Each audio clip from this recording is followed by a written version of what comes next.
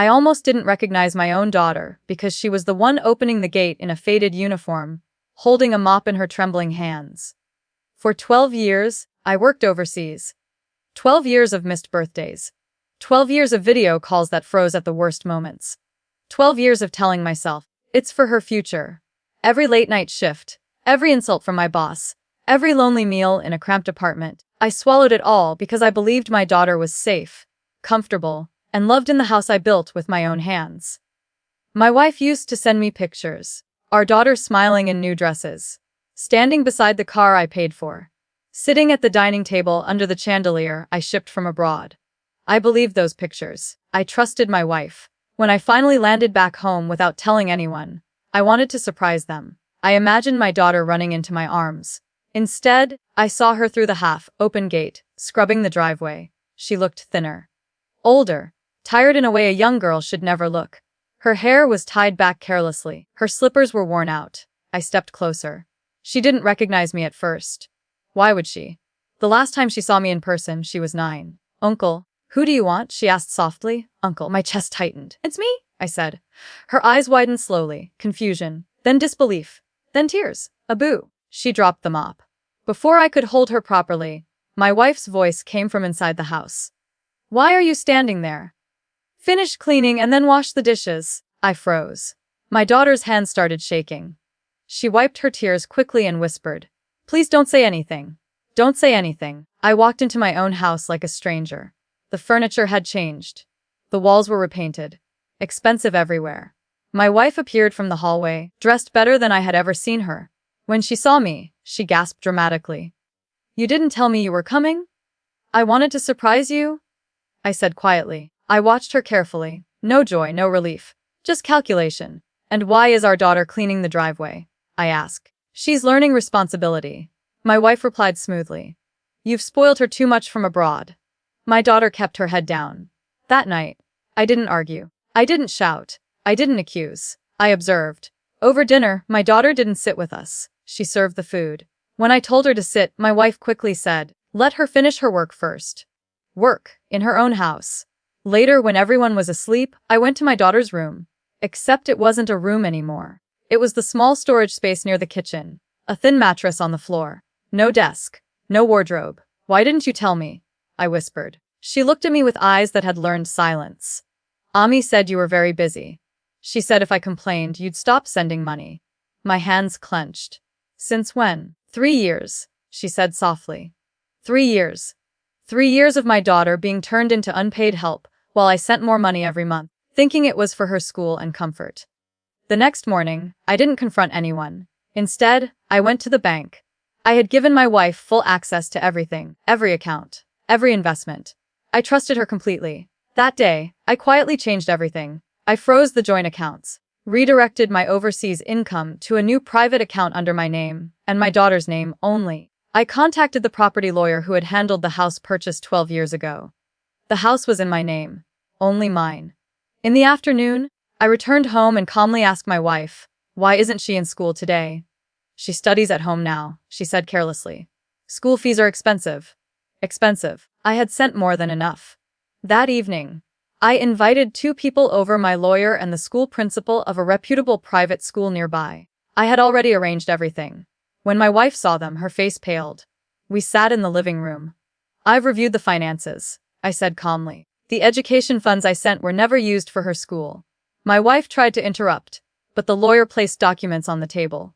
"Also," I continued, "this house is legally mine. And I've decided that from today, things will change." My daughter stood quietly behind me. "I've enrolled her in school. She starts next week. I've opened a separate trust in her name. No one can touch it." My wife's voice rose. "Are you accusing me of something?" I looked at her steadily. I came home to find my daughter living like a maid in her own house. Silence filled the room. "For 3 years," I added. She had no answer. I didn't shout. I didn't insult her. I simply informed her that I would be staying permanently now, and that all financial decisions would go through me. If she wanted to remain in this house, she would treat our daughter as what she is, the rightful child of this home. The expensive shopping stopped immediately. The extra luxuries disappeared, because the money pipeline was gone. Within weeks, the truth started spreading quietly among relatives. Not because I told them, but because my wife could no longer maintain the image she had built. And my daughter. The first day she wore her new school uniform, she stood in front of the mirror for a long time. "Do I look okay?" she asked me. I couldn't speak for a moment. "You look like yourself again," I said. Months later, the house felt different. Lighter. My daughter laughed more. She studied at the dining table she once cleaned. I never needed dramatic revenge. The real revenge was control. Protection. Restoration. The real revenge was watching my daughter walk confidently through the front door of the house that was always hers. And knowing no one would ever make her feel small. Their worst part wasn't seeing her holding a mop. It was realizing she moved out of my way like I didn't belong in my own house. That small step backward. That fear in her eyes, it haunted me. For 12 years, I broke my back in a foreign country. I worked double shifts, slept 4 hours a night, ate cheap food so I could send more money home. Every sacrifice had one purpose. My daughter would never struggle. And yet, the moment I walked through that gate, I saw struggle written all over her face. She wasn't just cleaning. She was conditioned. The way she avoided eye contact. The way she asked permission before speaking. The way she flinched when my wife called her name. That wasn't discipline. That was control. That night, after everyone slept, I checked the cupboards. The groceries I had been paying for. Premium brands. Imported snacks. Expensive coffee. I checked my daughter's shelf in the kitchen. 2 steel plates. 1 cracked mug. I opened the wardrobe in the master bedroom. Designer clothes. Jewelry boxes. Then I quietly checked the old room that used to belong to my daughter. It was now a dressing room. Her childhood photos were gone. That was the moment something inside me changed. But I stayed calm. Revenge isn't loud. It's patient. The next few days I acted normal. I smiled at my wife. I asked about neighbors. I behaved like the grateful husband who had finally returned home. Meanwhile, I was gathering evidence, bank statements, transfer histories, school withdrawal records. I even spoke privately to the former driver who had quit 2 years ago. "Sir, I didn't want to interfere," he told me nervously, "but stopped going to school long ago." "Madam said it was your decision." "My decision." I thanked him and said nothing. The final confirmation came when I asked my daughter to show me her textbooks. She hesitated. Then she whispered, "I don't have any." That was it. The next morning, I did something my wife never expected. I invited her relatives over for dinner. Her elder brother. Her aunt. 2 cousins. The same people who used to praise her for managing the house so well while your husband is abroad. They all came, smiling, expecting a welcome back celebration. Dinner was served beautifully by me, not by my daughter. I told my daughter to sit beside me at the head of the table. My wife's smile tightened. Halfway through dinner, I stood up. "I want to thank everyone," I said calmly, "for supporting my family while I was away." They nodded proudly. "Especially my wife," I continued. "She had full control of the finances I sent for 12 years. She straightened in her chair. I recently reviewed everything." I added. Silence. "I sent enough money to pay for private education, savings, and household expenses comfortably." I paused. "But for the last 3 years, my daughter hasn't been enrolled in any school." Her brother looked confused. "What do you mean?" I placed copies of bank transfers and withdrawal slips on the table. "I mean the education funds were withdrawn in cash. Regularly." My wife's face drained of color. "And while that happened," I said quietly, "my daughter was moved into a storage room and made responsible for cleaning and cooking." The room went dead silent. No shouting. No drama. Just facts. Her aunt looked at my daughter. "Is this true?" My daughter didn't speak. She didn't have to. The steel calluses on her hands said enough. For the first time, my wife had no performance ready. No tears, no clever explanation. Just exposure. Her brother slowly leaned back in his chair. "You told us she was studying online." "I did what was necessary." My wife snapped weakly. I looked at her calmly. "Necessary for what?" That night, after everyone left in heavy silence, she tried to argue. She accused me of humiliating her. I simply replied, "You humiliated yourself." The next week, I legally restructured everything. The house ownership remained mine. The investment properties transferred into a trust for my daughter. Monthly household expenses, strict budget, monitored by me. Credit cards, canceled. Luxury memberships, ended. I also hired a private tutor immediately. My daughter began catching up on 3 years of missed education. The biggest move came quietly. I updated my will, Every asset secured, every loophole closed, and I made sure my wife knew. If anything ever happens to me, I said calmly, an independent trustee will manage everything for her. Not you. That sentence hit harder than any scream. Because she understood. Her control was over. Months passed. The house felt different. Not tense, just balanced. My wife changed, not out of guilt, but because she had no choice. Power had shifted. And my daughter. The first time I heard her laugh loudly in the living room, I stepped outside so she wouldn't see me crying. She started speaking confidently, asking questions, planning her future.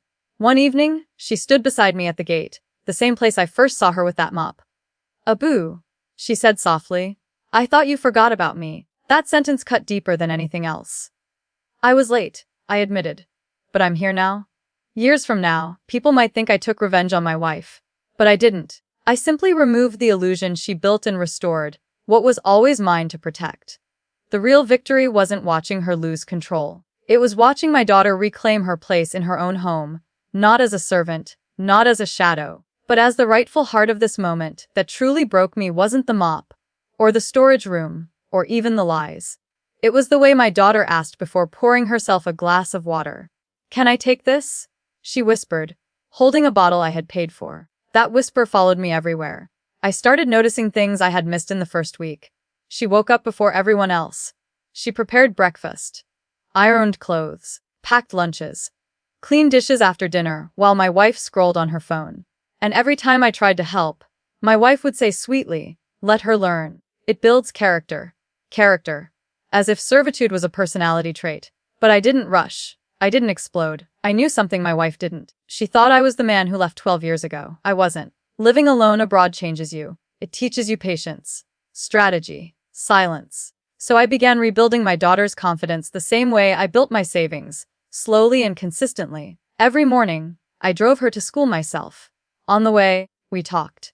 At first, she answered in one-word sentences, then small stories, then laughter. The first time she told me about a classmate who annoyed her, I smiled the whole drive home. She was becoming a normal teenager again. Meanwhile, inside the house, the atmosphere shifted. My wife tried subtle manipulation. "You've changed," she told me one night. "You don't trust me anymore?" Trust. That word almost made me laugh. "I trusted you for 12 years. I replied calmly. "Now I verify." She hated that. Because verification doesn't argue. It proves. I also made another quiet decision. I reconnected with my daughter's old teachers. One of them remembered her clearly. She was brilliant. The teacher said over tea. We were surprised when she suddenly left. I asked if she'd be willing to tutor my daughter personally twice a week. She agreed. Word began spreading, not in gossip, but in observation. Relatives noticed my daughter was back in school. They noticed I was handling finances. They noticed the shopping bags stopped arriving. My wife felt it. Her social circle began shrinking. The image she had curated, the devoted wife managing everything alone, was cracking. One afternoon, I overheard her arguing on the phone. "No, it's not like that," she hissed. "He misunderstood." Misunderstood. I stepped into the room quietly. "No," I said. "I understood perfectly." She hung up. For the first time she looked small. Not because I insulted her, but because the power dynamic had reversed. Yet I still wasn't done. Revenge for me wasn't about punishment, it was about security. So I did something final. I transferred a portion of my overseas business investments directly into my daughter's name. Not for now, but locked until she turns 25. Legally untouchable. Then I sat both of them down. "I won't always be here," I said evenly. "But her future will never depend on anyone's mood again." My wife stayed silent. My daughter looked at me with something new in her eyes. Safety. Months passed. The house began to feel like mine again. Not because I dominated it, but because fairness returned. One evening, I came home early and found my daughter studying at the dining table. Books spread out. Headphones on. Focused. The same table she once wiped silently. I stood there watching. She noticed me and smiled. "Abu, I got the highest marks in math." I didn't realize I was crying until she stood up and hugged me. Not the polite hug she gave me when I first returned. A real one. Tight. Secure. Later that night, as I locked the gate, I remembered the first day I walked in and saw her scrubbing the driveway. I remembered how helpless I felt. And I realized something. My wife never expected me to come back permanently. She built a system around my absence. She underestimated my return. And that was her biggest mistake. Today, My daughter walks through this house without lowering her eyes. She eats first sometimes. She laughs loudly. She invites friends over. And no one dares treat her like she doesn't belong. I didn't destroy anyone. I didn't scream. I didn't seek sympathy. I simply took back control, piece by piece, until the truth stood on its own. And every time I see my daughter sitting confidently in the living room of the house that was always hers, I feel something deeper than revenge. I feel restoration. Because the greatest satisfaction isn't watching someone fall. It's watching your child rise. In the very place where they were once forced to. Last time she called me uncle still echoes in my ears. Even now, months later, sometimes I hear it when the house is quiet. Because that one word told me everything I needed to know. I had been replaced. Not as a father, but as an authority. And when a child stops believing you are coming back, they stop believing they are worth waiting for. That realization hurt more than betrayal. So I did one more thing, something no one saw coming. I reduced my presence at home. Not physically. Strategically. I stopped correcting my wife in front of my daughter. I stopped confronting small things. I let silence work. But behind the scenes, I was preparing something bigger.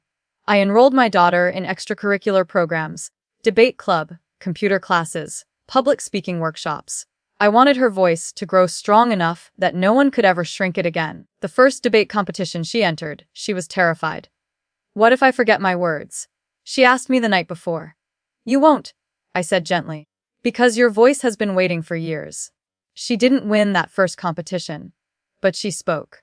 And when she stepped off that stage, she wasn't the girl who whispered for water anymore. She was rebuilding. At home, my wife tried new tactics. Softness. Apologies without accountability. I was under pressure, she said one evening. Managing everything alone wasn't easy. I listened quietly. Managing everything. She had managed control, but I didn't argue. I'm here now, I replied simply. And that was the difference. She had thrived on my distance. She weakened in my presence. Then came the moment that completed everything. One afternoon, I came home early and overheard a conversation between my wife and a distant relative who had dropped by. The relative laughed lightly and said, "At least now she doesn't have to work like a servant anymore." My wife forced a smile.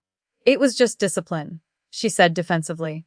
Before she could continue, my daughter walked into the room. And for the first time, she didn't look at the floor. She looked straight at them and said calmly, "No. It wasn't discipline." The room froze. "It was wrong," she added. "But it's okay now." She didn't shout. She didn't cry. She simply stated the truth. And then she walked away. I stood in the hallway, unseen. That was the moment I knew my work was done. Because revenge isn't complete when the guilty feel exposed. It's complete when the wounded no longer feel powerless. That evening, my wife came to me, shaken. "She embarrassed me," she said. I looked at her steadily. "No," I replied. She found her voice. There was nothing she could argue with. Over time, the house transformed. Not dramatically.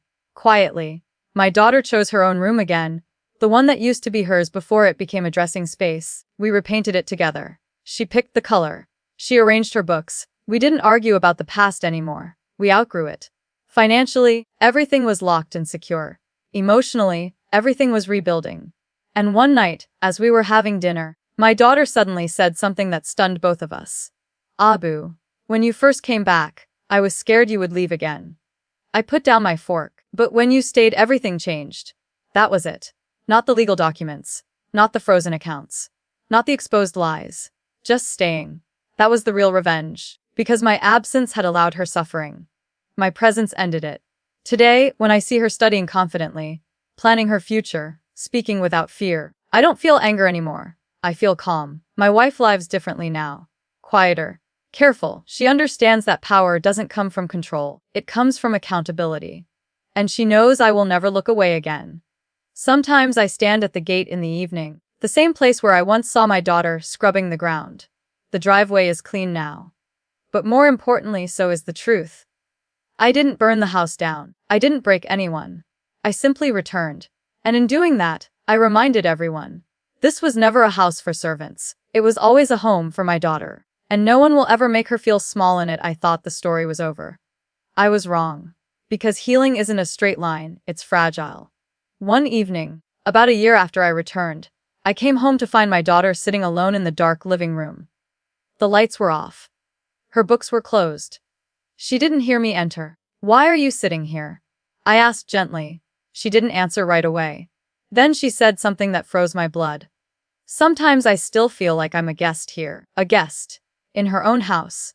All the legal documents, the financial protections, the new routines, none of that erased 3 years of silent conditioning. And in that moment, I understood something painful. Revenge had restored her position. But it hadn't fully healed her identity. So I changed my strategy again. I stopped focusing on what my wife had done. And I started focusing on what my daughter believed about herself.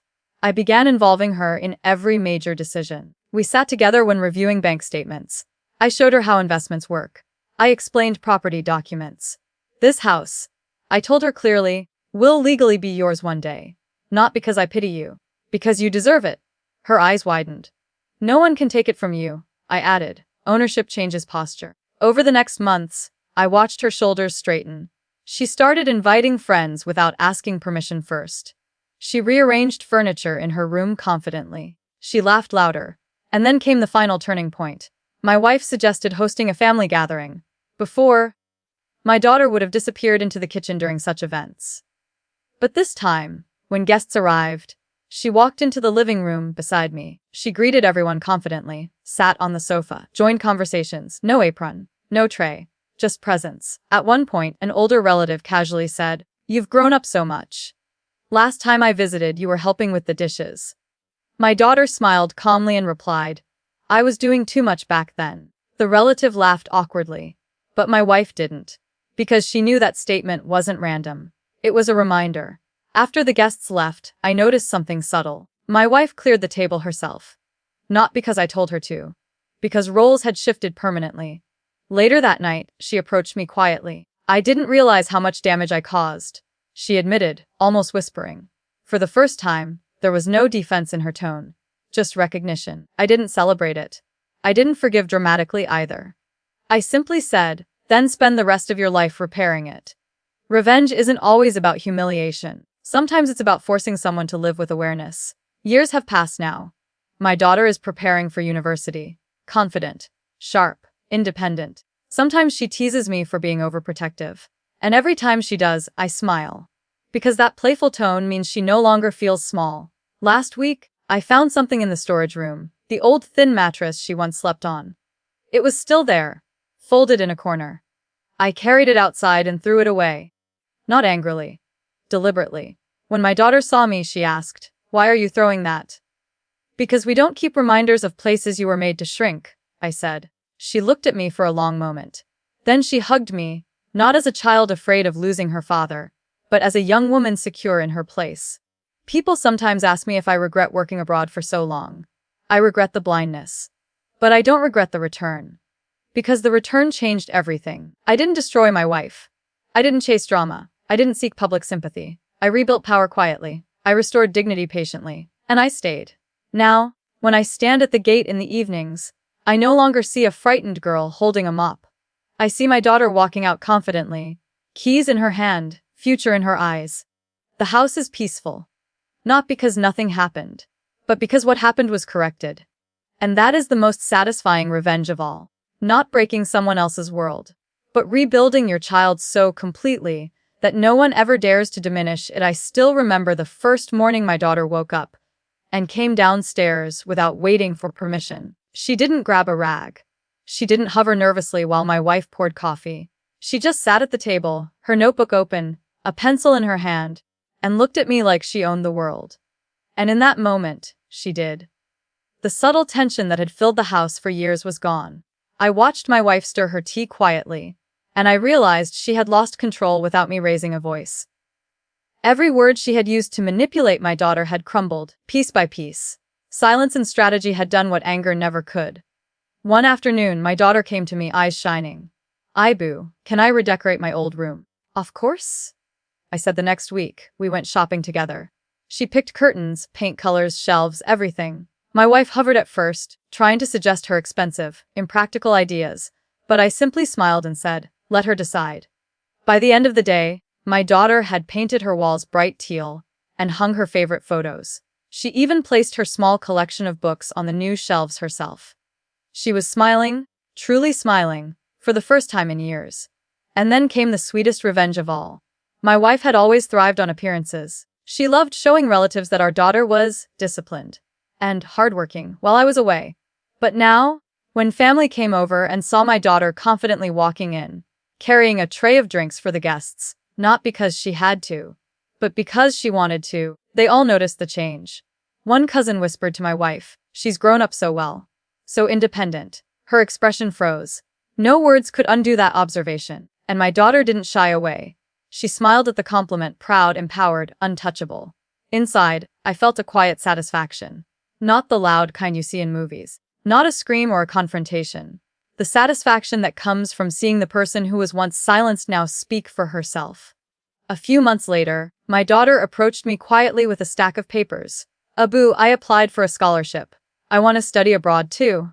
I held back tears. She had finally reclaimed her dreams, the ones I had sacrificed for, yet she never fully got to chase because someone else had stood in her way. "Of course, my love," I said, my voice steady, though my heart was racing. "We'll make it happen." At night sometimes, I sit in the living room and watch her work on her projects. She hums softly or laughs at something she's read. My wife hovers nearby, offering advice occasionally, but the tone is different now. No more control, just careful observation. And my daughter. She has become a force in her own right. Confident, strong, and fearless. She speaks her mind, makes her own choices, and walks through this house like she was always meant to. The driveway is always clean now, but no one scrubs it under fear.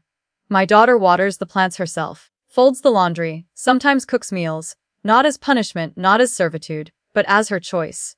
She has autonomy now. And that's when I realized the final quiet truth about revenge. It isn't about watching the guilty suffer.